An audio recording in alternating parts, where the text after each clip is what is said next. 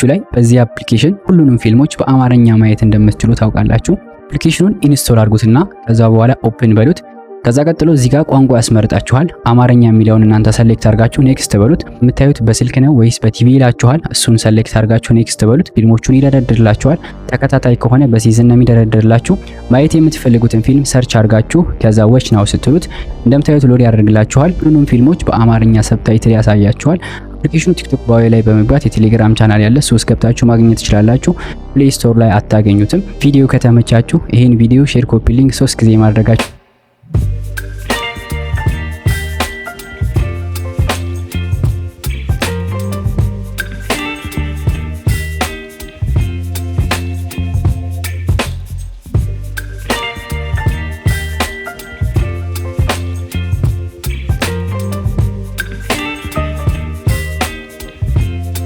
ግን በጣም ጠቃሚ የሆኑ ዌብሳይቶች ክፍል 6 hacksplaining.com። ይህ ዌብሳይት ሃኪንግ አንድ በአንድ የሚያስተምረን ሲሆን በውስጡ የአፕሊኬሽን ደካማ ጎናቸውን እና እነዚህ ደካማ ጎኖችን እንዴት ራሳችን መፍትሄ ፈልገን ማስተካከል እንደምንችል ያስተምረናል።